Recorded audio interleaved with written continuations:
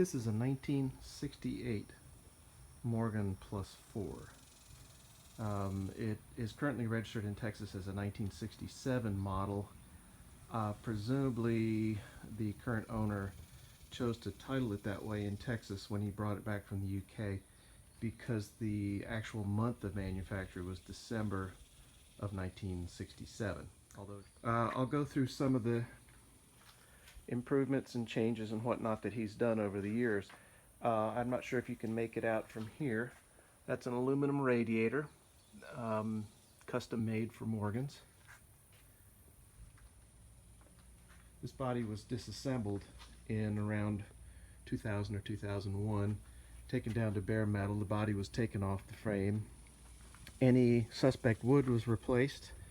The rear fenders, which I've seen, had some rust where they slide up underneath the wooden structure here, so those were replaced. These are aluminum factory replacements, I should say, not reproduction. The wire wheels were replaced, 72 spoke wire wheels. These are not the originals, but they were the original spline type and the proper offset. I have written down in the rest of my documentation what year these were replaced. This particular example has door handles, which is that was an optional extra.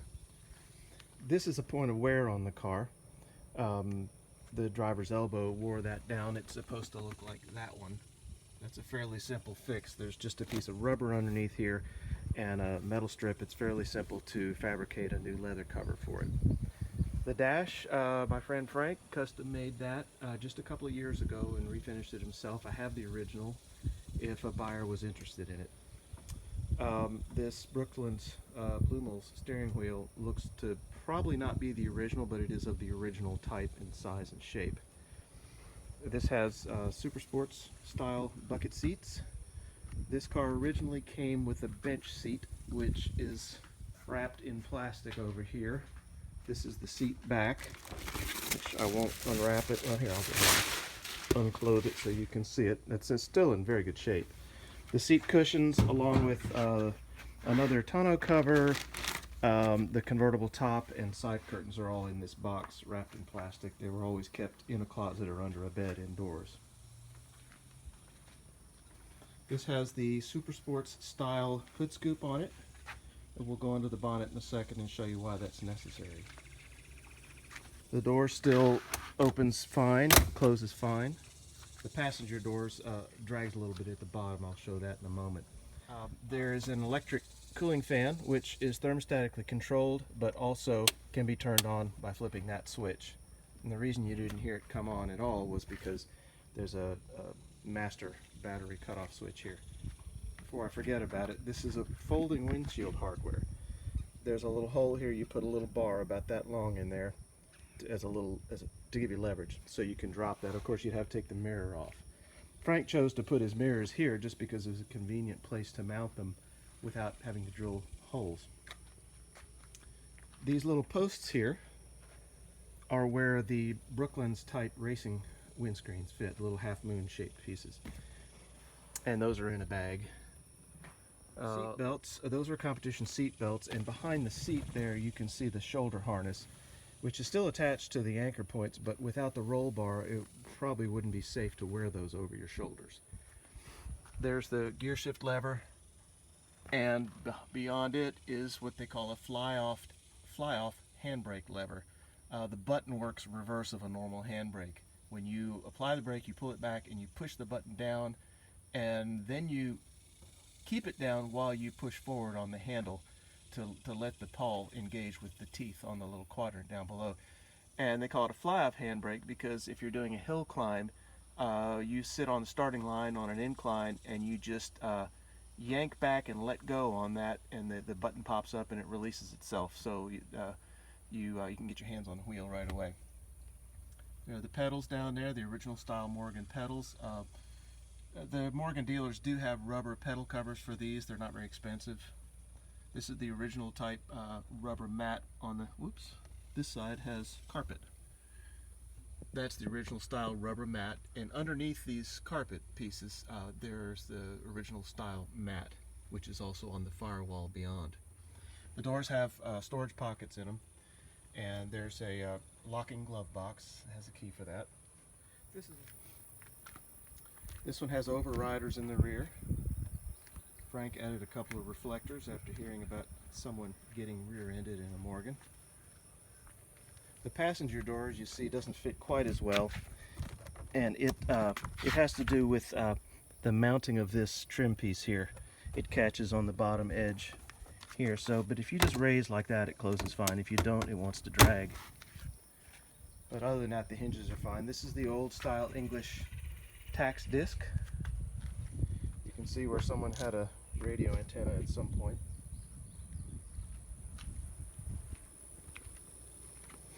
The spare is not, let's see, I don't see a date code on it, so I'm going to assume that that's older than the 4 tires that are on the car. The 4 tires that are on the car are about 10 years old, have about the same amount of tread, but they're in excellent condition. They don't feel hard. This has a side exhaust. It's really not very noisy. I was surprised.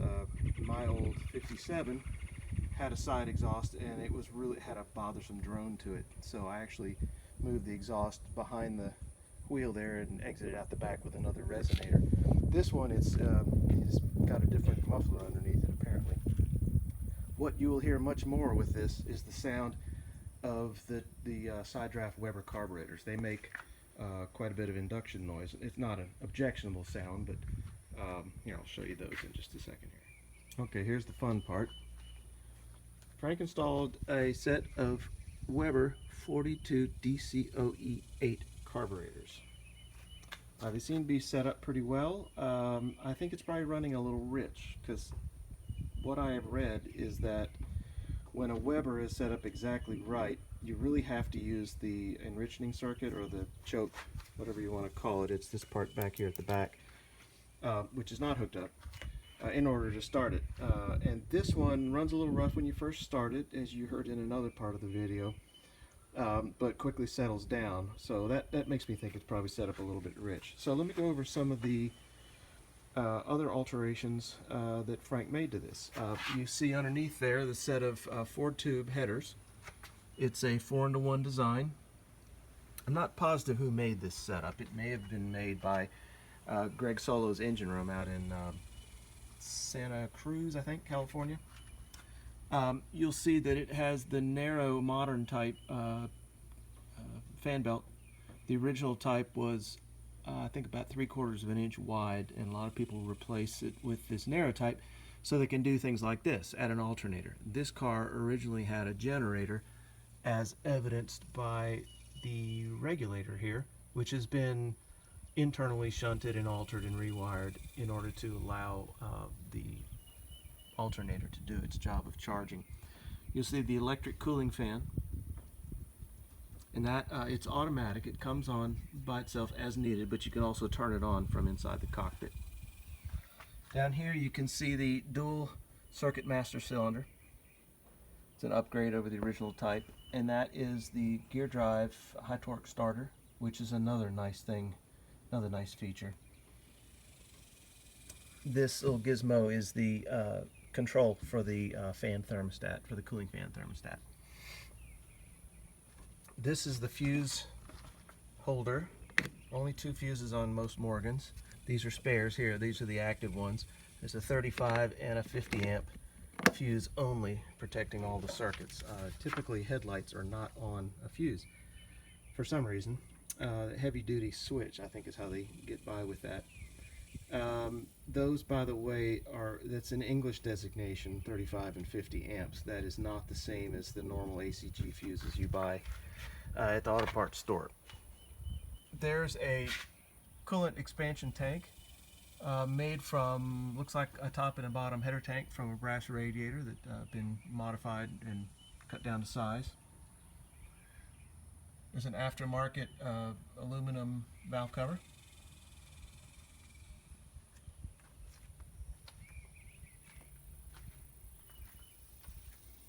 The ignition system, I don't recognize the brand. It is an electronically triggered system. And it's not points. You can see the little shutter wheel, so I assume that's optical probably. I don't know if that makes it a Pertronix. I'm not familiar with the Pertronix brand really.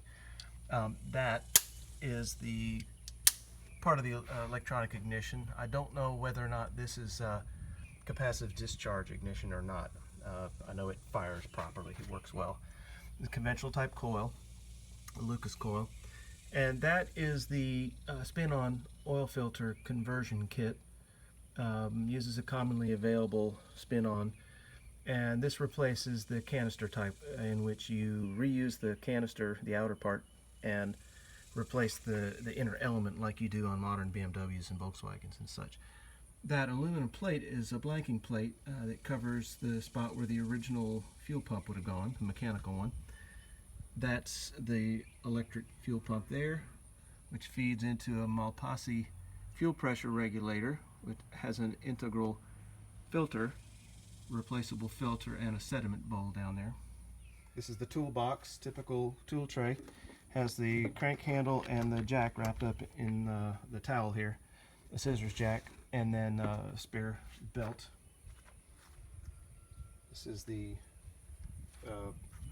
windshield wiper motor, and there's an MSD unit down there, so presumably that connects to that. I don't know the details of how that works. I was also wanted to explain some details of the front suspension, because a lot of people are not familiar with Morgan front suspension workings, and hopefully the lighting here will work out. You can see the conventional tie rod for the steering running across. There's a clamp bolt. That there are two parallel rods, more or less parallel. One goes to the steering box over there. And you can see the orange painted telescopic shock, and right behind it is the main suspension spring, and that sits above what's commonly called the stub axle or slider. It's just a sliding steel collar that moves up and down on a 1-inch kingpin and has the stub axle attached to it over here. Well, you can't really make it out through the brake disc, and that is a rebound spring. So all that is supported between this tube, which does not move vertically, and that tube. You'll see the diagonal, what's called a flying wire, that keeps tension on that and keeps that from deflecting.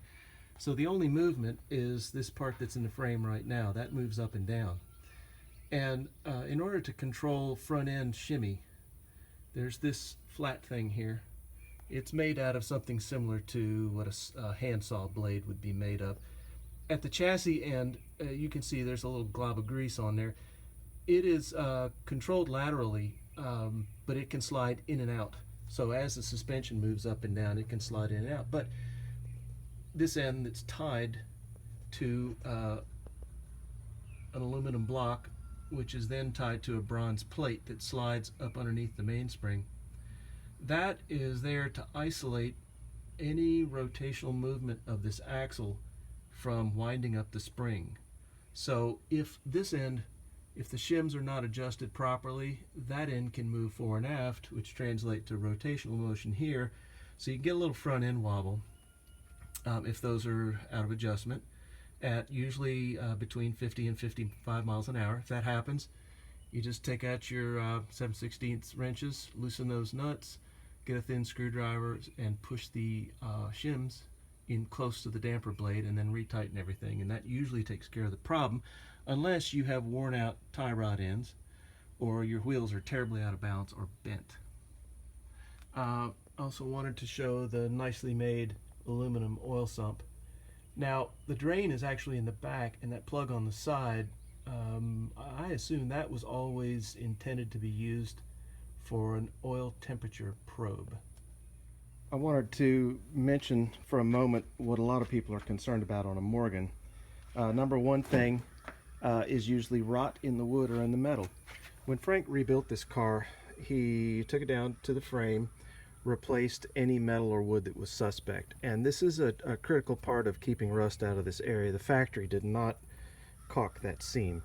So this actually slides down behind this panel that's on the inside here. I don't know if you're, yeah, that thing right there.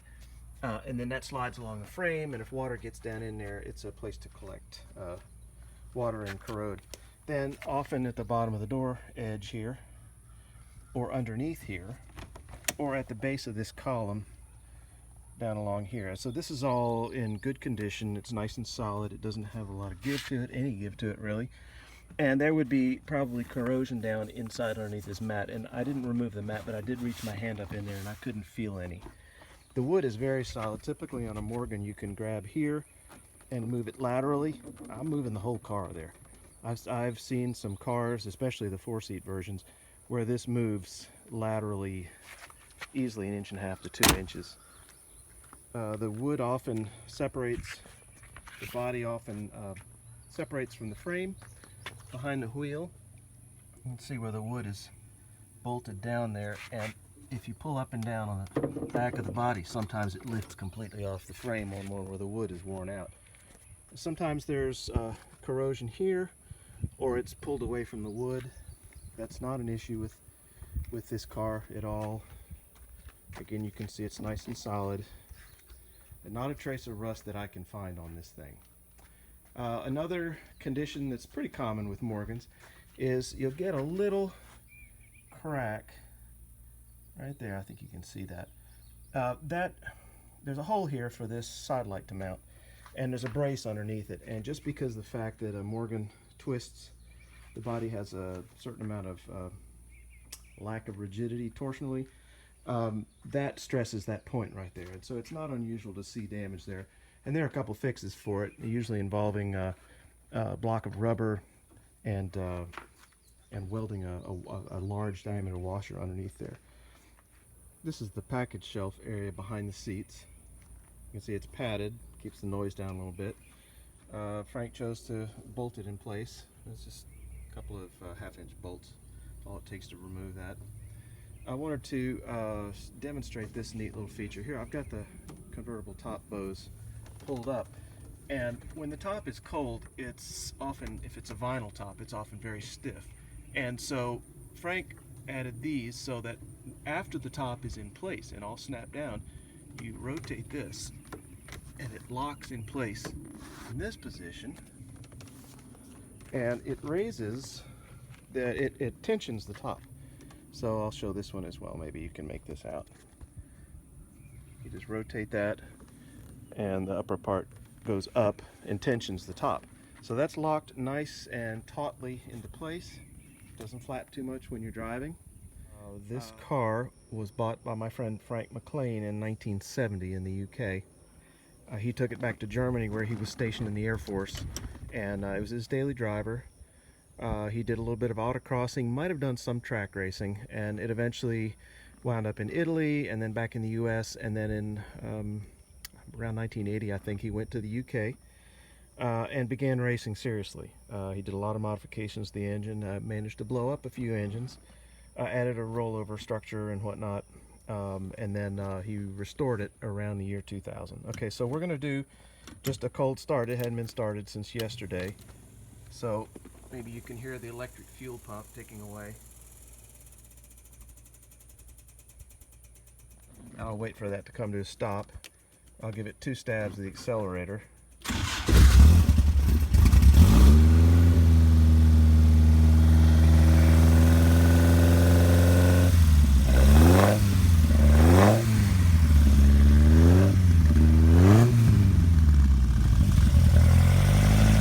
I think you could probably hear the sound of the Weber carburetor intake.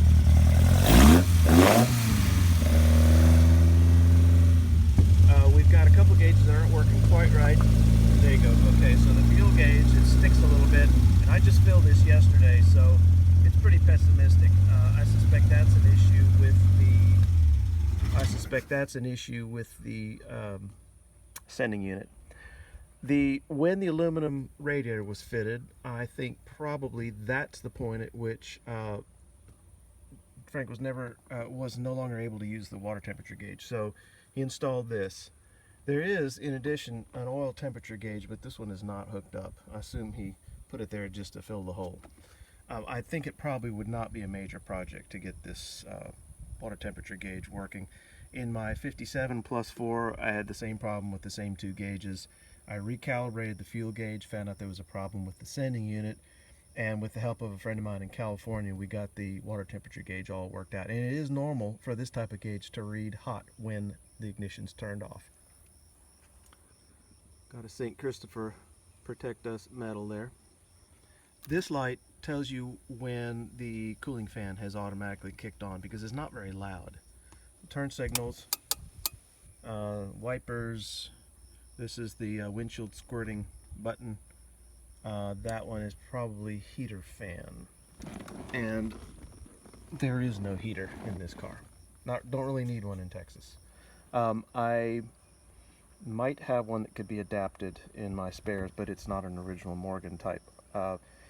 And when I say that, not too many people try to rebuild the original Morgan type. They're expensive to rebuild and they don't work nearly as well as some of the aftermarket heaters, such as the one that's in my 71 Plus 8, which came from a J.C. Whitney catalog back in the 70s. If you've never driven a 4-speed gearbox without synchro on first gear, here's how you get into gear without grinding the gears.